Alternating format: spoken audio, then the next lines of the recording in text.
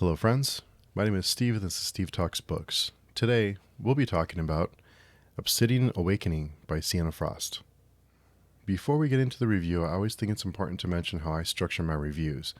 I am very weird about spoilers. I don't want to ruin the experience for you or tell you exactly what happened in the book, so I'll give you my thoughts and my takeaways, and then you can decide whether the book may be for you or not for you. So I want to take a quick minute to talk about the presentation of the physical copy of this book. This is the paperback version, and the cover is very sturdy, very strong, and there's some artwork that's included within the story that is really, really great. And I was really impressed with the presentation on this one. So there's some full page artwork with the text integrated into it, and I just love the presentation. It really added to the experience. You don't see that too often. Either self-published or traditional books. So I love that the extra attention and care went into it with the presentation. You really notice it. And it feels very, very sturdy, very strong. The pages are very thick.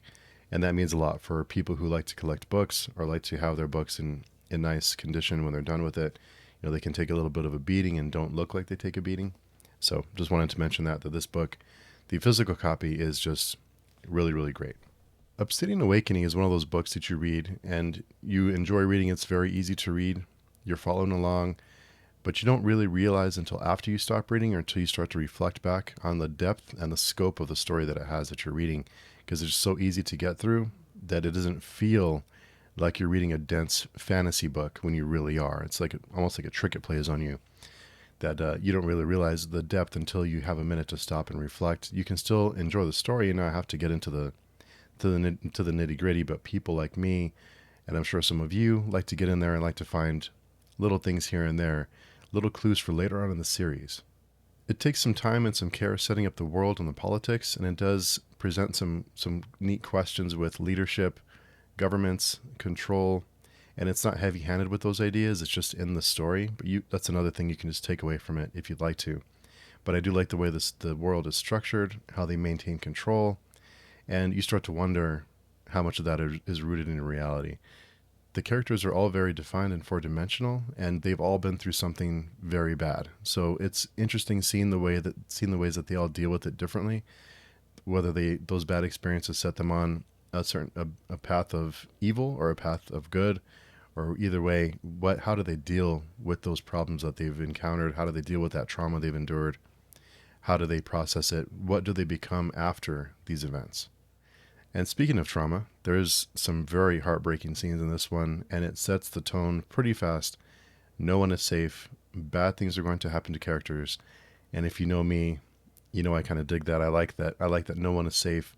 Really awful things can happen. There's some really tension-building scenes in this one that ramp up the tension, and there's some really tough scenes to read, but they serve the story. You know that later on in the series or in this book, that it'll serve a purpose. It's not just there to surprise you. The world is very lush and vivid, and because early on it's established how control is maintained, you start to understand all the political maneuvering that happens later in the book. And you don't know what the character motivations are, but you know the world they live in. It sets the table for you for what, it kind of sets the rules for the game. And then you know the maneuvering that's going on, why it's happening, and where they may be going. You just don't know what the motivations for each person is. So that's the fun part, is trying to decide, do you trust this person? Do you not trust that person? You start to wonder who's trying to do what here. It also raised some very thought-provoking questions about leadership. How far is someone willing to go to maintain control? How do you maintain control over a large amount of people like that? How do you keep a large amount of people motivated and productive? There's all these really interesting questions that are raised, and like I said, you start to wonder how much of that is based in reality. And also for the regular people in this world, would you trade security for freedom? Would you trade living behind a wall with relative security with less freedom than you would being out free, but also very vulnerable to all the dangers that are in this world? So it raises some interesting questions there. How much are you willing to give up for protection? How far are you willing to go as just a person on the ground and also a leader? And not to mention, this has one of my favorite all-time characters in fantasy.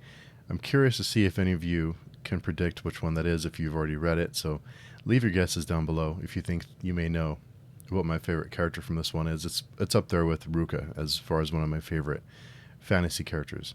And this one's just begging to be reread, and not because I feel like I didn't get the entire picture, I didn't get the story. I just feel like there's little seeds that are planted in this one that will pay off later in the series. So you can read this one and enjoy it, but I know that there's things that are added in here on purpose for setup or for clues later on for what may happen later in the series. I think it's safe to say that this is grimdark or dark fantasy, whichever you want to call it, but it is a take no prisoners, bad things happen to your characters, no one is safe. There are some characters that you can cling on to if you're one of those readers who need someone to root for. There are characters here that are redeemable who you can root for, but be careful because you'll have your heart broken with this one. It's no one is safe, so just know that going into it, and when you get attached, just know that it's coming. So just be careful.